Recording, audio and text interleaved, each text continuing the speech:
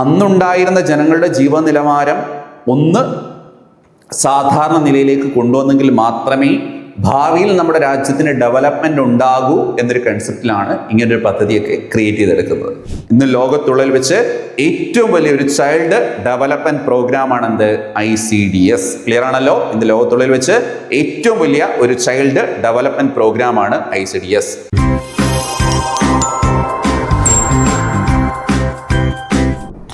നമസ്കാരം, welcome to I+. ഇന്നത്തെ class നമ്മൾ സോഷ്യൽ വെൽഫെയർ സ്കീംസിൽ ഇന്ത്യയുടെ സ്വാതന്ത്ര്യത്തിന് തൊട്ടു മുമ്പുണ്ടായിരുന്ന ഏറ്റവും പ്രധാനപ്പെട്ട ചില പദ്ധതികളെക്കുറിച്ചും അതുപോലെ സ്വാതന്ത്ര്യത്തിന് ശേഷമുള്ള ഇമ്പോർട്ടൻ്റ് ആയിട്ടുള്ള സ്കീംസിനെ കുറിച്ചുമാണ് പഠിക്കുന്നത്. അപ്പോൾ ഇതൊരു സീരീസ് ആയിട്ട് ഓർഡറിൽ തന്നെ പഠിച്ചാൽ സിമ്പിളായിട്ട് ഈ ഭാഗത്ത് നമുക്ക് മാർക്ക് സ്കോർ ചെയ്യാൻ സാധിക്കും. അപ്പോൾ നമുക്ക് ക്ലാസ്സിലേക്ക് കടക്കാം. First, firka experiment. നമ്മൾ മുൻ ക്ലാസ്സുകളിൽ പഠിച്ച ഗുർഗാവൺ എക്സ്പെരിമെൻറ്റ്, അല്ലെങ്കിൽ ശ്രീനികേതൻ എക്സ്പെരിമെൻറ്റ്, അല്ലെങ്കിൽ മദ്രാസ് എക്സ്പെരിമെൻറ്റ്, ഇങ്ങനെ കുറേ പദ്ധതികളൊക്കെ പഠിച്ചില്ലയോ? അതിന് സമാനമായി തന്നെ അതിനെ ഫോളോ ചെയ്ത് വന്ന ഒരു പദ്ധതിയാണ് ഫിർക്ക എക്സ്പെരിമെൻറ്റ്. അപ്പോൾ അവിടെയൊക്കെ നമ്മൾ പഠിച്ചപ്പോൾ കാലഘട്ടം 1920 1930 ഒക്കെയാണ്. ഇവിടെ 1940-കൾക്ക് ശേഷമാണ്. അപ്പം 40-കൾക്ക് ശേഷം എന്ന് പറയുമ്പോൾ നമുക്കറിയാം സ്വാതന്ത്ര്യ സമരവുമായിട്ടൊക്കെ ബന്ധപ്പെട്ട് അതിൻ്റെയൊക്കെ ഒരു ലാസ്റ്റ് സ്റ്റേജിലേക്ക് കടക്കുകയാണ്. സോ കുറച്ചുകൂടെയൊക്കെ അഡ്വാൻസ്ഡ് ആയിട്ടുള്ള കാര്യങ്ങൾക്ക് ഈ പദ്ധതികൾ പ്രാധാന്യം നൽകും. First, firka experiment. Firka experiment start ചെയ്തത് 1946-ലാണ്. അപ്പോൾ ഫിർക്ക എക്സ്പെരിമെൻറ്റ് ഇയർ ഏതാണ്? 1946. ഫിർക്ക എക്സ്പെരിമെൻറ്റ് ഇയർ ഏതാണ്? 1946. ഇത് ലീഡ് ചെയ്തത് ടി പ്രകാശം. നമ്മൾ സ്വാതന്ത്ര്യ സമരവുമായിട്ടൊക്കെ ബന്ധപ്പെട്ട് ആന്ധ്ര കേസരി എന്നൊക്കെ അറിയപ്പെടുന്ന വ്യക്തിയാണ് ആര്? ടി പ്രകാശം. പ്രധാനമായിട്ടും ഈ ഒരു പദ്ധതി നടപ്പാക്കിയത് മദ്രാസ് പ്രസിഡൻസിയിലാണ്. അതായത് ഇന്നത്തെ തമിഴ്നാടും ആന്ധ്രയുടെ കുറച്ച് റീജിയൻസും ഒക്കെ ഉൾപ്പെടുന്ന മദ്രാസ് പ്രസിഡൻസിയിലാണ് ഈ ഒരു പദ്ധതി നടപ്പാക്കിയത്. ഫിർക്ക എന്ന വാക്കിന്റെ അർത്ഥം തന്നെ എ ഗ്രൂപ്പ് ഓഫ് വില്ലേജസ് എന്നാണ്. അപ്പൊ ഇതുവരെ കണ്ട എല്ലാ പദ്ധതികളും നമുക്ക് ആർക്ക് വേണ്ടിയാണ് കണ്ടത്? ഗ്രാമത്തിന് വേണ്ടി, ഗ്രാമങ്ങളിലെ ജനങ്ങളുടെ ജീവിത നിലവാരം ഉയർത്താൻ വേണ്ടി, അവരുടെ സാമ്പത്തിക ഭദ്രത ഉറപ്പാക്കാൻ വേണ്ടി. അതുപോലൊരു പദ്ധതി തന്നെയാണ് എന്ത്? ഫിർക്ക എക്സ്പെരിമെന്റ്. അവിടെ ബേസ് ആയിട്ട് ഓർക്കേണ്ടത് ഫിർക്ക എക്സ്പെരിമെന്റ് സ്റ്റാർട്ട് ചെയ്ത വർഷം ഏതാണ്? 1946. ഏത് വർഷമാണ്? 1946. ഇത് ലീഡ് ചെയ്ത വ്യക്തി ആരാണ്? ടി പ്രകാശം. ആരാണ്? ടി പ്രകാശം. പ്രധാനമായിട്ടും ഇത് ഏത് റീജിയനിലാണ്? മദ്രാസ് പ്രസിഡൻസിയിലാണ്. ഏത് റീജിയനിലാണ്? മദ്രാസ് പ്രസിഡൻസി. അതേപോലെ firka a group of villages. A group of villages. Firka a group of villages. Firka എന്ന വാക്കിന്റെ മീനിങ് എന്താണ്? A group of villages. Okay, ഇനി ഇതിന്റെ ഓബ്ജക്റ്റീവ്സ്, പ്രധാനപ്പെട്ട ലക്ഷ്യങ്ങൾ, ഈ പദ്ധതിയുടെ പ്രധാനപ്പെട്ട ലക്ഷ്യങ്ങൾ. ഒന്ന്, അച്ചീവ് റൂറൽ സെൽഫ് സഫിഷ്യൻസി. മുമ്പേ നമ്മൾ പറഞ്ഞ പോലെ തന്നെയാണ് ഗ്രാമീണ മേഖലയിലുള്ള ആളുകളുടെ ജീവന നിലവാരം ഉയർത്താൻ വേണ്ടി സെൽഫ് സഫിഷ്യൻസി എന്നൊരു കൺസെപ്റ്റ് ആണ്. രണ്ടാമത്തത്, improve agriculture and irrigation. Improve agriculture and irrigation. അപ്പൊ കൃഷിക്കും ജലസേചനത്തിനും പ്രാധാന്യം.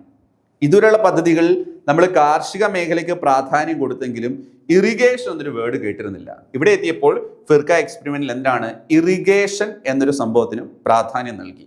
ഇനി പ്രൊമോട്ട് വില്ലേജ് ഇൻഡസ്ട്രീസ്. നമ്മൾ നേരത്തെ കോട്ടൺ ഇൻഡസ്ട്രീസിനെ കുറിച്ചൊക്കെ പറഞ്ഞിരുന്നു. അപ്പൊ ഇവിടെയും എന്താണ്? വില്ലേജുകളിലുള്ള വ്യവസായങ്ങൾക്ക് പ്രാധാന്യം കൊടുക്കണം.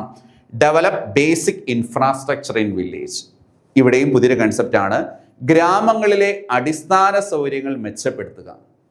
ഞാൻ പറഞ്ഞല്ലോ 1940s ശേഷം വന്നുകൊണ്ട് തന്നെ കുറച്ചുകൂടെയൊക്കെ ഫോർവേഡ് ആയിട്ടുള്ള കാര്യങ്ങൾ. കാരണം എന്താണ്? ഗ്രാമങ്ങളിലെ വ്യവസായങ്ങളെ ഫോക്കസ് ചെയ്യുന്നു, ഗ്രാമങ്ങളിലെ ജീവിത നിലവാരം ഉയർത്തുന്നതിനെ കുറിച്ച് ചിന്തിക്കുന്നു. ക്ലിയർ ആണല്ലോ? അപ്പോൾ objectives: achieve rural self sufficiency, improve agriculture and irrigation, promote village industries, അതേപോലെ develop basic infrastructure in villages. അപ്പൊ ഇത്രയും പോയിന്റ്സ് ആണ് ഫിർക്ക എക്സ്പെരിമെന്റിനെ കുറിച്ച് നമ്മൾ പഠിക്കേണ്ടത്. സ്റ്റാർട്ട് ചെയ്ത വർഷം ഏതാണ്? 1946. സ്റ്റാർട്ട് ചെയ്ത വർഷം ഏതാണ്? 1946. ഇത് ലീഡ് ചെയ്ത വ്യക്തി ആരെന്ന് ചോദിച്ചാലാണ്? ടി പ്രകാശം. ആരാണ്? ടി പ്രകാശം. മെയിനായിട്ട് നടപ്പാക്കിയ പ്രദേശം ഏതാണ്? മദ്രാസ് പ്രസിഡൻസി. എവിടെയാണ് നടപ്പാക്കിയത്? മദ്രാസ് പ്രസിഡൻസി. അതേപോലെ ഫിർക്ക എക്സ്പെരിമെന്റ്. അതേപോലെ ഫിർക്ക എന്ന വാക്കിന്റെ മീനിങ് എന്താണ്? A group of villages. പിന്നെ ഇതിന്റെ മെയിൻ ലക്ഷ്യങ്ങൾ ഒന്ന് നമ്മൾ ഓൾറെഡി പഠിച്ചു, റൂറൽ സെൽഫ് സഫിഷ്യൻസി. അവിടെയും സ്വയം പര്യാപ്തതയ്ക്കാണ് പ്രാധാന്യം കൊടുക്കുന്നത്. ഇവിടെ അഗ്രികൾച്ചർ കൂടാതെ എന്തിനും പ്രാധാന്യം കൊടുത്തു? ഇറിഗേഷൻ, അതായത് കൃഷി, ജലസേചന സൗകര്യങ്ങൾ മെച്ചപ്പെടുത്തുക എന്നൊരു കൺസെപ്റ്റാണ് കൊണ്ടുവന്നത്. പ്രൊമോട്ട് വില്ലേജ് ഇൻഡസ്ട്രീസ്, ഗ്രാമീണ മേഖലയിലുള്ള വ്യവസായങ്ങളെ പ്രോത്സാഹിപ്പിച്ചു. ഒപ്പം തന്നെ എന്താണ്? Develop basic infrastructure in villages, ഗ്രാമങ്ങളിലെ അടിസ്ഥാന സൗകര്യങ്ങൾ മെച്ചപ്പെടുത്തുക. ഇങ്ങനൊരു കൺസെപ്റ്റ് കൂടി കൊണ്ടുവന്നു. ക്ലിയർ ആണല്ലോ? അടുത്ത പദ്ധതി, ഇത് എല്ലാവരും കേൾക്കുന്നതാണ്, നീലോഖരി എക്സ്പെരിമെന്റ്. നീലോഖരി എക്സ്പെരിമെന്റ് സ്വാതന്ത്ര്യ സമരവുമായിട്ടൊക്കെ ബന്ധപ്പെട്ട് സ്കൂൾ ക്ലാസ്സുകൾ മൂലം നമ്മൾ കേൾക്കുന്നതാണ്. നമ്മൾ ശ്രീനികേതനെ കുറിച്ച് പറഞ്ഞപ്പോഴും സേവാഗ്രാമിനെ കുറിച്ച് പറഞ്ഞപ്പോഴും ഇതെല്ലാം സ്കൂൾ ക്ലാസ്സുകളിൽ എവിടെയോ കേട്ട ഒരു ഓർമ്മ നിങ്ങൾക്ക് കാണും. അതുപോലെയാണ് നീലോഖരി എക്സ്പെരിമെന്റ് 1948. അപ്പൊ തന്നെ മനസ്സിലായി സ്വാതന്ത്ര്യത്തിന് ശേഷമാണ് 1948. നീലോഖരി എക്സ്പെരിമെന്റ് ഏത് വർഷമാണ്?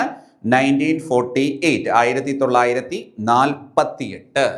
ഇത് ലീഡ് ചെയ്ത വ്യക്തിയാണ് SK ഡേ. ഇത് ലീഡ് ചെയ്ത വ്യക്തി ആരാണ്? SK day. സ്വാതന്ത്ര്യ സമരമായിട്ടൊക്കെ നമ്മൾ ബന്ധപ്പെട്ട് കേൾക്കുന്ന വ്യക്തിയാണ് SK ഡേ. ഇത് എന്തിനായിരുന്നു എന്ന് ചോദിച്ചു കഴിഞ്ഞാൽ ശ്രദ്ധിച്ചോണം, ഇത് വളരെ ഇമ്പോർട്ടൻ്റ് ആണ്. Rehabilitation of refugees after the partition of India. അതായത് ഇന്ത്യ പാകിസ്ഥാൻ വിഭജനത്തിന് ശേഷം ഒരുപാട് അഭയാർത്ഥികളുണ്ടായി. അവരുടെ പുനരധിവാസത്തിന് വേണ്ടി കൊണ്ടുവന്ന പദ്ധതിയാണെന്ത്? നീലോഖരി എക്സ്പെരിമെന്റ്. ഏറ്റവും പ്രാധാന്യമുള്ള പോയിന്റ് ആണ്. കേൾക്കുമ്പോൾ തന്നെ നമുക്കൊരു ഇമ്പോർട്ടൻസ് തോന്നില്ലേ? നീലോഖരി എക്സ്പെരിമെന്റ് 1948. ആരാണ് പദ്ധതി ലീഡ് ചെയ്തത്? SK ഡേ. എന്തിനു വേണ്ടിയായിരുന്നു? Rehabilitation of refugees after the partition of India. അതായത് ഇന്ത്യ പാകിസ്ഥാൻ വിഭജനത്തിന് ശേഷം നമ്മൾ ഏറ്റവും സിമ്പിളായിട്ട് നമ്മുടെ സാമൂഹ്യപരമായിട്ട് കേൾക്കുന്ന ഒരു കാര്യമാണ്, ഇന്ത്യയിൽ സ്വാതന്ത്ര്യം ലഭിച്ചതിന് ശേഷം നേരിട്ട ഏറ്റവും വലിയ വെല്ലുവിളികൾ എന്തെല്ലാം? ഒന്ന്, നമ്മൾ വർഗീയ കലാപങ്ങൾ പറയും. 2, പകർച്ചവ്യാധികൾ പടർന്നു പിടിച്ചതിനെ കുറിച്ച് പറയും. 3, അഭയാർത്ഥികളുടെ ജീവിത നിലവാരം മെച്ചപ്പെടുത്താൻ കഴിയാതെ പോയത്. ഇതൊക്കെ റീസൺസ് ആയിട്ട് പറയാറുണ്ട്. സോ അതിനുവേണ്ടിയുള്ളൊരു പദ്ധതിയാണെന്ത്? നീലോഖരി എക്സ്പെരിമെന്റ് എന്ന് പറയുന്നത്. ഈ പദ്ധതിയുടെ ലക്ഷ്യങ്ങൾ ഒന്ന്, റീഹാബിലിറ്റേഷൻ ഓഫ് ഡിസ്പ്ലേസ്ഡ് പേഴ്സൺസ്. അതായത് വിഭജനം നടന്ന സമയത്ത് ഒരുപാട് പേര് ഈ പറഞ്ഞിട്ട് സ്വന്തം നാട്ടുകളിൽ നിന്നും അനാഥരാക്കപ്പെടുകയോ പലായനം ചെയ്യപ്പെടുകയോ ചെയ്യേണ്ടി വന്നിട്ടുണ്ട്. അതിൻ്റെ ഭാഗമായിട്ടുള്ള അവരുടെ റീഹാബിലിറ്റേഷനാണ് ഈ ഒരു പദ്ധതി പ്രാധാന്യം കൊടുത്തത്. Make people self reliant. അപ്പം നമുക്ക് സ്വാതന്ത്ര്യം കിട്ടി, ആഗ്രഹിച്ച പോലെ വിഭജനമൊക്കെ നടന്നു. ഇനി അടുത്ത എന്താണ്? ജീവിത സാഹചര്യങ്ങളിൽ അവരെ സ്വയം പര്യാപ്തമാക്കുക എന്നുള്ളതാണ്. Provide training and employment. Yes, നമുക്ക് തൊഴിലില്ലായ്മ ആ സമയത്ത് വലിയ പ്രശ്നമായിരുന്നു, ദാരിദ്ര്യം വലിയൊരു പ്രശ്നമായിരുന്നു. അപ്പം എന്താണ്? നമുക്ക് തൊഴിൽ സാഹചര്യങ്ങൾ സൃഷ്ടിക്കണം, അതിനുള്ള ട്രെയിനിങ് നൽകണം. അടുത്തത് development A self sufficient community. സ്വയം പര്യാപ്തമുള്ള ഒരു സമൂഹത്തെ വളർത്തിയെടുക്കുക. അപ്പം ഈ ഒരു പദ്ധതിയുടെ ഒക്കെ ലക്ഷ്യം എന്തെന്ന് വെച്ച് കഴിഞ്ഞാൽ അന്നുണ്ടായിരുന്ന ജനങ്ങളുടെ ജീവന നിലവാരം ഒന്ന് സാധാരണ നിലയിലേക്ക് കൊണ്ടുവന്നെങ്കിൽ മാത്രമേ ഭാവിയിൽ നമ്മുടെ രാജ്യത്തിന് ഡെവലപ്മെന്റ് ഉണ്ടാകൂ എന്നൊരു കൺസെപ്റ്റിലാണ് ഇങ്ങനൊരു പദ്ധതിയൊക്കെ ക്രിയേറ്റ് ചെയ്തെടുക്കുന്നത്. മെയിൻ ഫീച്ചേഴ്സ്, ഈ പദ്ധതിയുടെ പ്രധാനപ്പെട്ട പ്രത്യേകതകൾ: വർക്ക് കം ട്രെയിനിങ് പ്രിൻസിപ്പിൾ. മനസ്സിലായല്ലോ? അതായത് ആദ്യകാലമാണ്, സ്വാതന്ത്ര്യം ലഭിച്ചതിന് ശേഷമുള്ള കാലഘട്ടമാണ്. അപ്പം എല്ലാവരും ട്രെയിനഡ് ആണോ? അല്ല. അപ്പം ട്രെയിനിങ് നൽകിക്കൊണ്ട് അവരെ ജോലിക്ക് പ്രാപ്തരാക്കുക, അതാണ് പ്രധാനപ്പെട്ട ലക്ഷ്യം. Okay. Combination of agriculture and small industries. കൃഷിക്കും ചെറിയ വ്യവസായങ്ങൾക്കും ഒരു കോമ്പിനേഷൻ, അതിലൂടെ മാത്രമേ സാമൂഹിക പുരോഗതി ഉണ്ടാവൂ എന്നൊരു കൺസെപ്റ്റ് നമ്മൾ കണ്ടു. ആദ്യകാലത്ത് കൃഷിക്ക് പ്രാധാന്യം കൊടുത്തു, പതുക്കെ പതുക്കെ എന്താണ്? വ്യവസായത്തിനും കൃഷിക്കും പ്രാധാന്യം കൊടുത്തു. അപ്പം നമ്മുടെ സാമൂഹിക പുരോഗതി കൃഷിയുടെയും ചെറുകിട വ്യവസായങ്ങളുടെയും ഒരു കോമ്പിനേഷനിലൂടെ സാധ്യമാകും എന്നൊരു കൺസെപ്റ്റ് മുന്നോട്ട് വെച്ചു. പ്ലാനഡ് ടൗൺഷിപ്പ് വിത്ത് ബേസിക് ഫെസിലിറ്റീസ്. പ്ലാനഡ് ടൗൺഷിപ്പ് വിത്ത് ബേസിക് ഫെസിലിറ്റീസ്. അടിസ്ഥാനപരമായ സൗകര്യങ്ങളിലൂടെ ടൗൺഷിപ്പ് എന്നൊരു കൺസെപ്റ്റിലേക്ക് കൊണ്ടുവന്നു. അതായത് ടൗൺഷിപ്പ് എന്ന് പറഞ്ഞാൽ ഉദ്ദേശിക്കുന്നത് വെച്ച് കഴിഞ്ഞാൽ ആളുകൾക്ക് വേണ്ട എല്ലാ ഫെസിലിറ്റികളും ഒരു ചെറിയ റീസണിൽ ലഭ്യമാകണം. അതായിരുന്നു ആദ്യകാലത്തെ കൺസെപ്റ്റ് എന്ന് പറഞ്ഞാൽ. ഇനി ഫോക്കസ് ഓൺ സ്കിൽ ഡെവലപ്മെന്റ്. നമ്മൾ ഇപ്പോഴും പറയാറുണ്ട്, പണ്ടെന്ന് പറഞ്ഞാൽ എല്ലാവർക്കും എക്സ്പീരിയൻസ്ഡ് ആയിട്ടുള്ള ആൾക്കാരെ, അല്ലെങ്കിൽ ഏതെങ്കിലുമൊക്കെ മേഖലകളിൽ ഏറ്റവും എഡ്യൂക്കേറ്റഡ് ആയിട്ടുള്ള ആൾക്കാരെ മതിയായിരുന്നു. പക്ഷെ ഇന്നെന്താണ്, സ്കിൽ ഓറിയന്റഡ് ആയിട്ടുള്ള ട്രെയിനിങ് കിട്ടിയ ആളുകളെയാണ് ആൾക്കാർക്ക് വേണ്ടത്. അപ്പം ഹയർ എഡ്യൂക്കേഷൻ ക്വാളിഫിക്കേഷനേക്കാൾ ഹയർ എഡ്യൂക്കേഷണൽ ക്വാളിഫിക്കേഷനേക്കാൾ അവർ നോക്കുന്നതാണ് സ്കിൽ ട്രെയിൻഡ് ആയിട്ടുള്ള ആൾക്കാരെയാണ്. അപ്പൊ ഈ ഒരു പദ്ധതിയിലൂടെ അവർ ആദ്യകാലത്ത് ഇങ്ങനെയുള്ള കാര്യങ്ങൾക്കൊക്കെ പ്രാധാന്യം കൊടുത്തിരുന്നു. അതായത് പാർട്ടീഷന് ശേഷം അനാഥരാക്കപ്പെട്ട അല്ലെങ്കിൽ ഡിസ്പ്ലേസ് ചെയ്യപ്പെട്ട ഒരുപാട് ജനങ്ങളുണ്ട്. അവരെ പുനരധിവസിപ്പിച്ചെങ്കിൽ മാത്രമേ നമ്മുടെ രാജ്യത്തിന്റെ പുരോഗതി സാധ്യമാകൂ എന്ന് കണ്ടുകൊണ്ട് SK എന്ന് പറയുന്ന വ്യക്തി ഇംപ്ലിമെന്റ് ചെയ്ത ഒരു പദ്ധതിയായിരുന്നു അവിടെ വർക്ക് കം ട്രെയിനിങ് എന്നൊരു പ്രിൻസിപ്പിൾ. അതേപോലെ കൃഷിക്കും ചെറുകിട വ്യവസായങ്ങളുടെ കോമ്പിനേഷനിലൂടെ വളർച്ച എന്നൊരു പ്രിൻസിപ്പിൾ. പ്ലാനഡ് ടൗൺഷിപ്പ് വിത്ത് ബേസിക് ഫെസിലിറ്റീസ് അങ്ങനൊരു കൺസെപ്റ്റ്. അതേപോലെ focus on skill development. Okay ആണല്ലോ? അപ്പൊ ശ്രദ്ധിച്ചോണം. നീലോക്കരി എക്സ്പെരിമെന്റ് 1946 ലീഡ് ചെയ്ത വ്യക്തി ആരാണ്? SK ഡേ. ഇനി mainly design for the rehabilitation of. അപ്പൊ ഈ നീലോക്കരി എക്സ്പെരിമെന്റ് എന്ന് പറയുമ്പോഴേ നമ്മൾ ആലോചിക്കണം 1948 സ്വാതന്ത്ര്യത്തിന് ശേഷം അനാഥരാക്കപ്പെട്ട ഡിസ്പ്ലേസ് ചെയ്യപ്പെട്ട ജനങ്ങളുടെ പുനരധിവാസത്തിന് വേണ്ടിയുള്ള ഒരു പദ്ധതിയാണെന്ന് ഓർക്കണം. പിന്നെ അത് ഈ പറഞ്ഞ ജനങ്ങളുടെ റീഹാബിലിറ്റേഷന് പ്രാധാന്യം നൽകി, അതുപോലെ അവരുടെ സെൽഫ് റിലയൻസിന് പ്രാധാന്യം നൽകി, ട്രെയിനിങ്ങിനും എംപ്ലോയ്മെന്റിനും ഫോക്കസ് ചെയ്തു. അതേപോലെ സഫീഷ്യന്റ് ആയിട്ടുള്ള ഒരു സെൽഫ് സഫീഷ്യന്റ് കമ്മ്യൂണിറ്റിയെ വളർത്തിയെടുക്കാൻ വേണ്ടിയുള്ള ശ്രമമായിരുന്നു. അവിടെ വർക്ക് കം ട്രെയിനിങ് എന്നൊരു കൺസെപ്റ്റ് കൊണ്ടുവന്നു. കൃഷിക്കും സ്മോൾ ഇൻഡസ്ട്രീസിന്റെ ഒരു കോമ്പിനേഷനോടെ വളർച്ച എന്നൊരു കൺസെപ്റ്റ് കൊണ്ടുവന്നു. ടൗൺഷിപ്പ് ആ ഒരു കൺസെപ്റ്റ്, അതായത് ജനങ്ങൾക്ക് വേണ്ട എല്ലാ ഫെസിലിറ്റിയും ഒരു റീജിയൻ ലഭ്യമാക്കുന്ന ഒരു കൺസെപ്റ്റ്. സ്കിൽ ഡെവലപ്മെന്റിന് പ്രാധാന്യം നൽകി. ഓക്കെ, അപ്പൊ അപ്പോഴേക്കും നമ്മുടെ സാമൂഹ്യ പുരോഗതിയിൽ പല മേഖലയിൽ, പ്രത്യേകിച്ച് കാർഷിക മേഖലയിൽ, മനുഷ്യന്റെ ജീവിത നിലവാരത്തിൽ, അതേപോലെ ചിന്താ നിലവാരത്തിൽ, കാർഷിക മേഖലയുമായി ബന്ധപ്പെട്ടും അതേപോലെ ചെറുകിട വ്യവസായങ്ങളുമായി ബന്ധപ്പെട്ടും ഒക്കെ നമുക്ക് മാറ്റങ്ങൾ വന്നു തുടങ്ങി. പിന്നെ നമുക്ക് സ്വാതന്ത്ര്യത്തിന് ശേഷം ചെറുകിട പദ്ധതികളൊക്കെ കൊണ്ടുവന്ന് പിന്നെ രാജ്യത്തെ പുരോഗതിയിലേക്ക് നയിക്കുന്ന ഒരു കാലഘട്ടമാണ്. ആ കാലഘട്ടത്തിൽ ആദ്യം കൊണ്ടുവന്നൊരു പദ്ധതിയാണ് ഇട്ടാവ പൈലറ്റ് പ്രൊജക്ട്. സെയിം കാലഘട്ടം തന്നെയാണ് 1948. അത് ബ്രിട്ടീഷ് ഉദ്യോഗസ്ഥനായിരുന്ന ആൽബർട്ട് മേയർ. ഇട്ടാവ എന്ന് പറയുന്നത് ഈ മാഹ്വ വില്ലേജ്, ഉത്തർപ്രദേശിലെ ഡിസ്ട്രിക്റ്റ് ആണ് ഇന്ന് ഇട്ടാവ.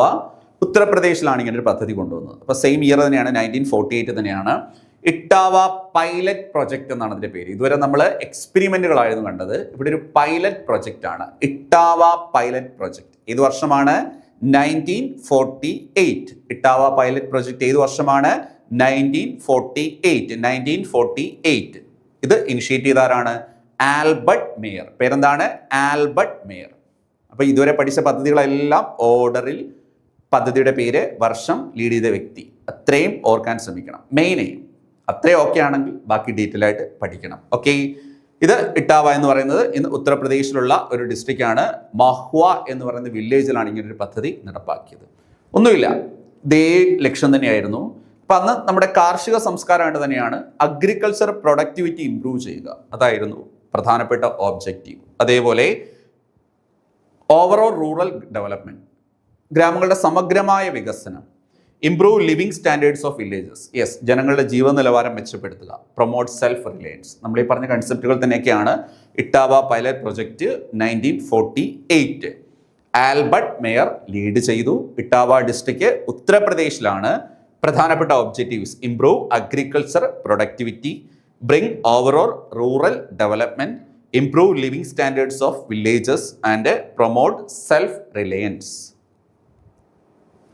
ഈ പദ്ധതിയുടെ activities: distribution of improved seeds and tools.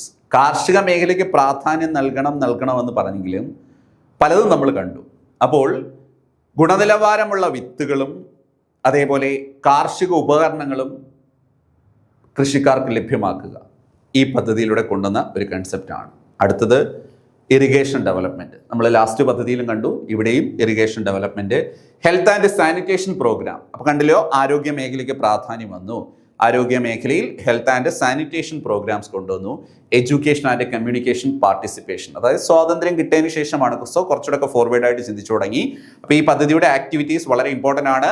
Distribution of improved seeds and tools, അതായത് ഗുണനിലവാരമുള്ള വിത്തുകളും അതേപോലെ കൃഷി ആയുധങ്ങളും കർഷകർക്ക് ലഭ്യമാക്കി തുടങ്ങി. ഇറിഗേഷൻ ഡെവലപ്മെന്റ്, ജലസേചന പദ്ധതികളുടെ ഡെവലപ്മെന്റിന് ഫോക്കസ് ചെയ്തു. ഹെൽത്ത് ആൻഡ് സാനിറ്റേഷൻ പ്രോഗ്രാം, അപ്പം ജനങ്ങളുടെ ജീവന നിലവാരവുമായി ബന്ധപ്പെട്ടാണ് അത് പറയുന്നത്. എഡ്യൂക്കേഷൻ ആൻഡ് കമ്മ്യൂണിറ്റി പാർട്ടിസിപ്പേഷൻ, അതും എന്താണ്, ജീവന നിലവാരത്തെയാണ് ഫോക്കസ് ചെയ്യുന്നത്. അപ്പൊ 1948 സ്വാതന്ത്ര്യത്തിന് ശേഷമുള്ള പദ്ധതി എന്ന രീതിയിൽ പഠിക്കേണ്ടതാണ്.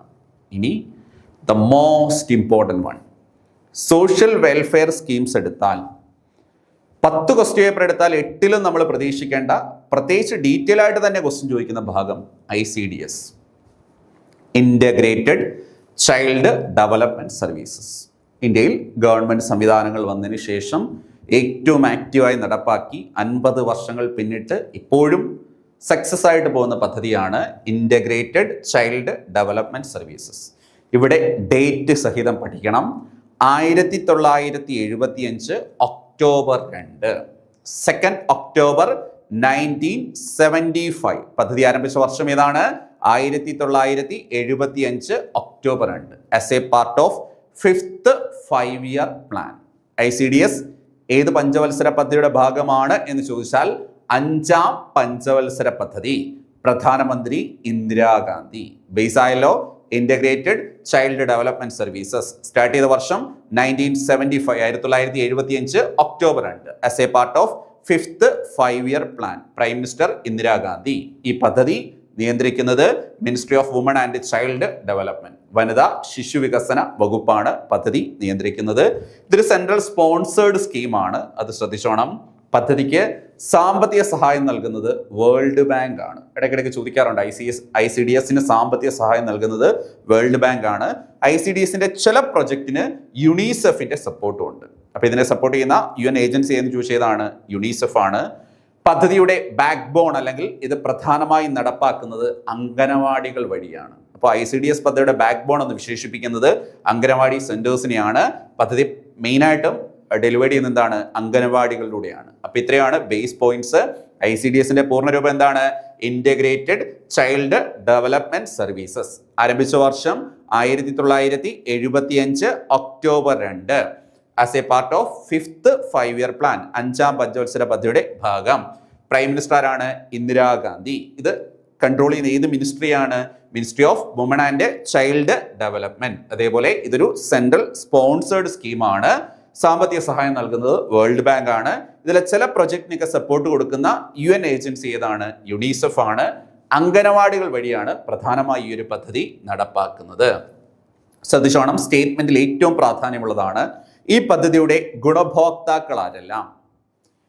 ചിൽഡ്രൻസ്, 6 വയസ്സ് വരെയുള്ള കുട്ടികൾ. 2 പ്രഗ്നന്റ് വുമൻ, ഗർഭിണികളായ സ്ത്രീകൾ. അടുത്തത് ലാക്ടേറ്റിംഗ് മദേഴ്സ്, മുലയൂട്ടുന്ന അമ്മമാർ. ഒപ്പം തന്നെ അഡോളസെന്റ് ഗേൾസ്, കൗമാരക്കാരായ പെൺകുട്ടികൾ. അതുവരിൽ പോഷകാഹാരക്കുറവൊക്കെ ഉണ്ടെങ്കിൽ അവരെ കൂടി ഇപ്പോൾ ഈ പദ്ധതിയുടെ ഭാഗമാക്കിയിട്ടുണ്ട്. അപ്പോൾ ഇതിൻ്റെ ബെനിഫിഷ്യറീസ് വളരെ ഇമ്പോർട്ടൻ്റ് ആണ്. 6 വയസ്സുള്ള കുട്ടികൾ, ഗർഭിണികളായ സ്ത്രീകൾ, മുലയൂട്ടുന്ന അമ്മമാർ, ഒപ്പം തന്നെ കൗമാര പ്രായക്കാരായ പെൺകുട്ടികൾ. ഇത്രയും ഇതിൻ്റെ ബെനിഫിഷ്യറീസ് ആയിട്ട് വരും. ഇനി ഈ പദ്ധതിയിലൂടെ ലഭിക്കുന്ന സേവനങ്ങൾ എന്തെല്ലാം? ഇത് ഞാൻ പറഞ്ഞില്ല, ഏറ്റവും ഡീറ്റെയിൽ ആയിട്ട് നമ്മൾ പഠിക്കേണ്ട ഒരു പദ്ധതിയാണ് സപ്ലിമെന്ററി ന്യൂട്രീഷൻ. അറിയാലോ, അംഗനവാടികൾ വഴിയായാലും ഗർഭിണികളായ സ്ത്രീകൾക്കും മുലയൂട്ടുന്ന അമ്മമാർക്കും കുട്ടികൾക്കൊക്കെ ഒരുപാട് ന്യൂട്രീഷൻ പ്രോഡക്റ്റുകൾ ലഭിക്കാറുണ്ട്. ഇമ്മ്യൂണൈസേഷൻ, വാക്സിനേഷൻ, അങ്ങനെയുള്ള പ്രതിരോധ കുത്തിവയ്പ്പുകൾ, അങ്ങനെയുള്ള സംവിധാനങ്ങളും. ഹെൽത്ത് ചെക്കപ്സ്, റെഗുലർ ആയിട്ടുള്ള ചെക്കപ്പുകളൊക്കെ അംഗനവാടികളിൽ നടപ്പാക്കാറുണ്ട്.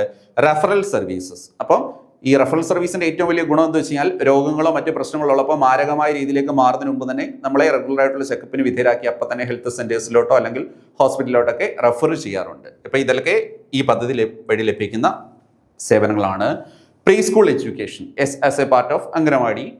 ന്യൂട്രീഷൻ ആൻഡ് ഹെൽത്ത് എഡ്യൂക്കേഷൻ, ഒരു ജനതയ്ക്ക് ഉണ്ടാവേണ്ട അടുത്ത ഡെവലപ്മെന്റ് ആണ് നമുക്ക് പോഷകാഹാര സമൃദ്ധമായ ആഹാരത്തെക്കുറിച്ചും ആരോഗ്യത്തെക്കുറിച്ചുള്ള അവയർനെസ് ലഭിക്കുക എന്നുള്ളത്. സോ ഈ പദ്ധതിയുടെ ഏറ്റവും വലിയ പ്രാധാന്യമുള്ള പോയിന്റാണ് നമുക്ക് ലഭിക്കുന്ന സേവനങ്ങളെക്കുറിച്ചാണ്. Supplementary nutrition, immunization, health checkup, ഒപ്പം തന്നെ റെഫറൽ സർവീസ് എന്ന് പറഞ്ഞാൽ അറിയാലോ, റെഗുലർ ആയിട്ടുള്ള ചെക്കപ്പിന് ശേഷം എന്തെങ്കിലും പ്രശ്നങ്ങളുണ്ടെ പെട്ടെന്ന് തന്നെ നമ്മളെ ഹോസ്പിറ്റലിലേക്ക് റെഫർ ചെയ്യുന്നു. പ്രീ സ്കൂൾ എഡ്യൂക്കേഷനും ന്യൂട്രീഷൻ ആൻഡ് ഹെൽത്ത് എഡ്യൂക്കേഷൻ. ഇനി ഇതിന്റെ സിഗ്നിഫിക്കൻസ് ശ്രദ്ധിച്ചോണം. One of the world's largest child development program. ഇന്ന് ലോകത്തുള്ളിൽ വെച്ച് ഏറ്റവും വലിയൊരു ചൈൽഡ് ഡെവലപ്മെന്റ് പ്രോഗ്രാം ആണെന്ത്? ICDS. ക്ലിയർ ആണല്ലോ? ഇന്ന് ലോകത്തുള്ളിൽ വെച്ച് ഏറ്റവും വലിയ ഒരു ചൈൽഡ് ഡെവലപ്മെന്റ് പ്രോഗ്രാം ആണ് ICDS. അതേപോലെ റെഡ്യൂസിങ് മാൽന്യൂട്രീഷൻ, അതായത് പോഷകാഹാരക്കുറവ് പരിഹരിക്കുന്നതിന് ഇന്ത്യയിൽ ഇന്ന് പ്രവർത്തിക്കുന്ന ഏറ്റവും വലിയ പദ്ധതിയാണെന്ത്? ICDS, supports holistic development of children. അപ്പൊ ഈ പോഷകാഹാരക്കുറവ് മാത്രമല്ല നമ്മൾ കണ്ടു ലഭിക്കുന്ന സേവനങ്ങൾ. സോ കുട്ടികളുടെ സമഗ്രമായ വികസനത്തിന് വേണ്ടി ഇംപ്ലിമെന്റ് ചെയ്തിരിക്കുന്ന ഒരു പദ്ധതിയാണെന്ത്? ICDS എന്ന് പറയുന്നത്. വളരെ ഡെപ്തിൽ ഈ പറഞ്ഞ ബെനിഫിഷ്യറീസ്, നമുക്ക് ലഭിക്കുന്ന സർവീസസ്, അതിൻ്റെ ഒബ്ജക്റ്റീവ്സ്, എപ്പോൾ വന്നു, ഇങ്ങനെയുള്ള എല്ലാ കാര്യങ്ങളും പഠിച്ചു വെക്കണം. നമുക്ക് തീർച്ചയായിട്ടും ഈ ഭാഗത്തുനിന്ന് ഒരു മാർക്ക് ലഭിക്കും. ഇനി ഇതുമായി റിലേറ്റ് ചെയ്ത് നമ്മൾ മനസ്സിലാക്കേണ്ട കേരളവുമായി റിലേറ്റ് ചെയ്ത പോയിന്റ് ഉണ്ട്. എല്ലാവർക്കും അറിയുന്നതാണ്, അംഗനവാടികളിൽ നിന്നും നമുക്കൊരു പോഷകസമൃദ്ധമായ ഹെൽത്ത് മിക്സ് ലഭിക്കും. എന്താണ് അതിൻ്റെ പേര്? അമൃതം പൊടി എന്നാണ്. The nutritious powder mix primarily providing Kerala government by Kudumbashree. അത് തയ്യാറാക്കുന്ന കുടുംബശ്രീയാണ്. അംഗനവാടി വഴി നമുക്ക് ലഭിക്കും അമൃതം പൊടി. അതേപോലെ കേരളത്തിൽ ആദ്യമായി ICDS പദ്ധതി ആരംഭിച്ച സ്ഥലമാണ് വേങ്ങര, മലപ്പുറം ഡിസ്ട്രിക്റ്റിലാണ്. കേരളത്തിൽ ആദ്യമായി ICDS പദ്ധതി ആരംഭിച്ച എവിടെയാണ്? വേങ്ങര, മലപ്പുറം ഡിസ്ട്രിക്ട്. നെക്സ്റ്റ്, ഈ പ്രോജക്റ്റ് ബ്ലോക്ക് ലെവലിൽ ലീഡ് ചെയ്യുന്ന officer child development project officer എന്ന പേരിലാണ് അറിയപ്പെടുന്നത്. Project lead in block level by child development project officer. അപ്പൊ അംഗനവാടികൾ വഴിയാണ് നടപ്പാക്കുന്നത്. അംഗനവാടിയിലെ ജീവനക്കാരാണ് പ്രധാനമായിട്ട് ഈ ഒരു പദ്ധതി കോർഡിനേറ്റ് ചെയ്യുന്നത്. ബ്ലോക്ക് ലെവലിൽ ഇതിനൊരു ഉദ്യോഗസ്ഥനായിട്ട് കൺട്രോൾ ചെയ്യാൻ ചൈൽഡ് ഡെവലപ്മെന്റ് പ്രൊജക്ട് ഓഫീസർ എന്ന പേരിൽ. ക്ലിയർ ആണല്ലോ? ഏറ്റവും പ്രാധാന്യമുള്ള പദ്ധതിയാണ്.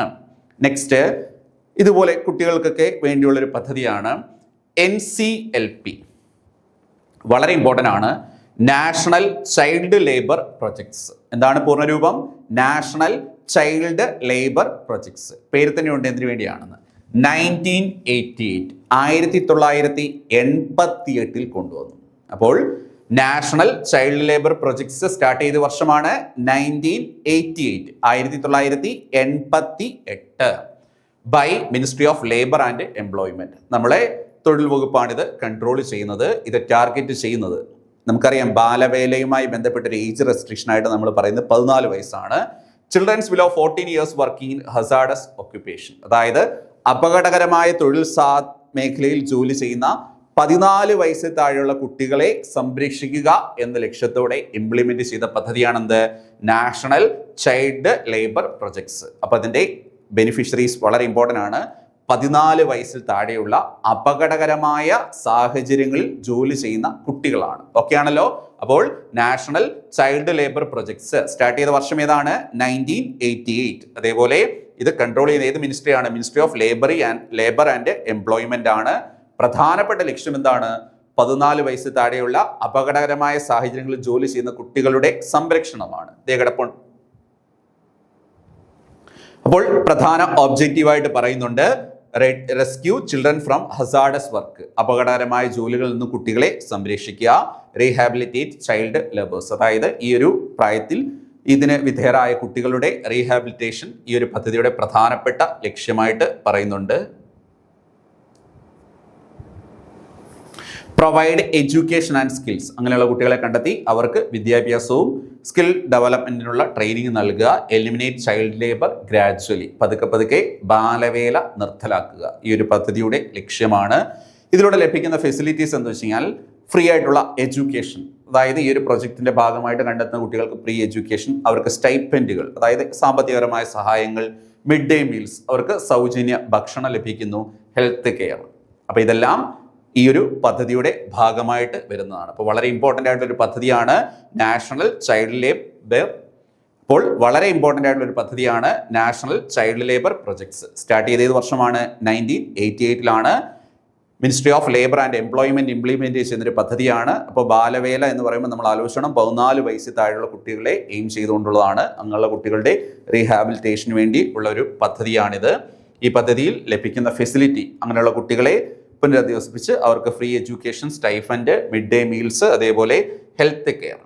ഇനി അടുത്തത് നാഷണൽ TB കൺട്രോൾ പ്രോഗ്രാം. ശ്രദ്ധിച്ചോണം, national TB control program started in 1962. യഥാർത്ഥത്തിൽ സ്വാതന്ത്ര്യത്തിന് ശേഷം ആരംഭിച്ചതാണ്. കാരണം എന്താ വെച്ച് കഴിഞ്ഞാൽ ക്ഷയരോഗത്തിലൂടെ ഒരുപാട് ആളുകൾ മരണപ്പെടുന്ന ഒരു രാജ്യമായിരുന്നു ഇന്ത്യ. ഇപ്പം 1962 ആരംഭിച്ചു, വലിയ ഇമ്പ്രൂവ്മെൻ്റ് ഒന്നും ഇല്ലായിരുന്നു. 1997 അത് വീണ്ടും നാഷണൽ TB കൺട്രോൾ പ്രോഗ്രാം എന്ന രീതിയിൽ സ്റ്റാർട്ട് ചെയ്തു. മനസ്സിലായല്ലോ, റീഇൻസ്റ്റിറ്റ്യൂട്ട് ചെയ്തു. അതാണ് 1997 എന്നൊരു വർഷവും 1962 എന്ന് പറയുന്ന വർഷവും നമ്മൾ കാണുന്നത്. മനസ്സിലായല്ലോ. അപ്പോൾ national TB control programme restructured in 1997. അപ്പോൾ റീസ്ട്രക്ചേർഡ് അതിൻ്റെ ഒരു പുനരാവിഷ്കരിച്ച പദ്ധതിയാണ് ഏത് വർഷം സ്റ്റാർട്ട് ചെയ്തത്? 1997. അപ്പോൾ national TB control programme start ചെയ്തത് 1962 restructured national TB control programme ഏത് വർഷമാണ്? 1997. ശ്രദ്ധിച്ചോണം, പ്രധാനപ്പെട്ട ഒബ്ജക്റ്റീവ്സ് പേര് തന്നെയുണ്ട്.